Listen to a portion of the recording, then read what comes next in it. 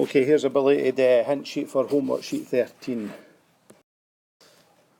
First question mentions about equal roots. You know the condition for equal roots. Oh, let's make that a wee bit weird. Okay, you know the condition for equal roots is that b squared minus 4ac has to equal 0. So, from the original expression, you know that a is equal to 1, you know that b is equal to -5, and you know that c is k plus 6. So if you plug these numbers into that formula, okay, if you remove all the brackets and solve it, you'll eventually end up with k equals something. Second question, completing the square. Should be easy, guys. X plus, you know you have that number in there, and then you think about the squaring part. How do I need to square, and then how do I get to this number? Come on, you can do that. Question 3, vectors. Prove that a, b and c are collinear. So a to b is little b minus little a, get an answer. B to c, little c minus little b, get an answer. Now if you do it, you should find that the top one has a factor of 3 and the bottom one has a factor of 4. Okay, then remember we cross multiply. So the 3 goes with the BC and the 4 goes with the AB. And then you take the 4 over and you get left with AB as 3/4 BC. Now please check back your jotters to find out how you write your explanation as to what that means. Second part of the question, prove that one is perpendicular to the other. So same thing as we did before, d to b, little b minus little d, a to b, little b minus little a. So get these answers, and then if it's perpendicular, then the dot product should be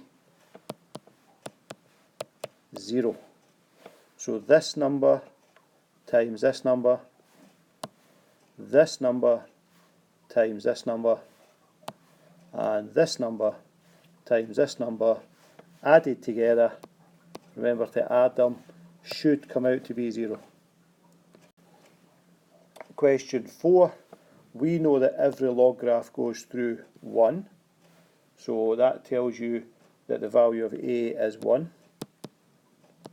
We also know if the formula is y equals log to the base 3 of x,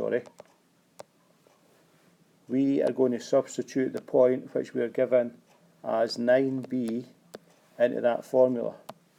So the 9 is going to go where the x is, and the b is going to go where the y is. So we get b is equal to log to the base 3 of 9. So all we need to do is a wee bit of work on the 9. So how do we make that into a 3 to the power something?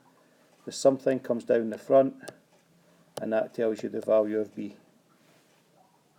The second part of the question, you have to draw a graph that's undergone this transformation. The plus 1 means you're moving left 1, the plus 2 means you're moving up 2. So you take your original graph, which was here, and then you move it 1 that way, and then 2 that way. Okay, the points that you're moving is this point and this point that you were given previously. Question 5, find a line parallel to this one. So the first thing we need to do is get its gradient. So move the 2x over and then move the 3 over. Once you've reached this stage, then you can look at this number here as a gradient, and the question does say find the parallel one, so we're going to use that gradient and we're going to use the point that the question gives us, and we're putting all of that into the y minus b mx minus a formula. Question 6, recurrence relation. So you pay 1.5% interest and your payback is 300. So the amount of money you're due next month is 1.015 of this month's money. Okay, that's the 1.5 added to the 100 percentage, and then you take off the £300 that you're paying back. A wee bit different to normal. Normally we'd be adding there, but this one's a takeaway question. Okay. Also, what's different about this question is it's one of those ones that we need to use the answer button on our calculator. So put your starting amount in at your due, 2,500, press equals. Put the recurrence relation in using the answer key, and then press equals, and that will eventually tell you how much money you're due. It's a wee twist in the tail, but have a wee look. Question 7.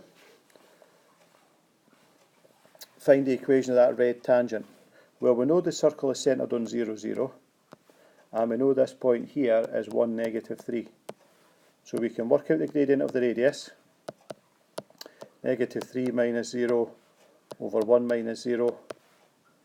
That will then tell us what the gradient of the tangent is, and then we can use our y minus b once again with the point that we're given in the question, which was your 1, negative 3, your perpendicular gradient, and you should get the answer that they gave. For the second part of the question, prove it's a tangent to another circle. What we do here is we take the 3y minus 10 and we plug it in for x. So where there's x's, you put 3y minus 10. So that's 3y minus 10 squared plus y squared minus 4 da da da da da da da. Okay, you know how to do that. Remove all the brackets. You should get to a stage where you just get one answer coming out. Okay, what do you then do with that answer? You plug it back in here to get the x coordinate. For the third part of that question, we know that the first point that was given in the question was 1, negative 3. Let me tell you that the second point you should get is 4, negative 2. Right, see if you can get that. Now we need to know the distance between them. So we're going to use the distance formula. x2 minus x1 squared plus y2 minus y1 squared. This being your x1, y1. This being your x2, y2. Nearly there. Question 8, easiest one. You've got to work out f of g of x. So all we need to do is put the g formula in here.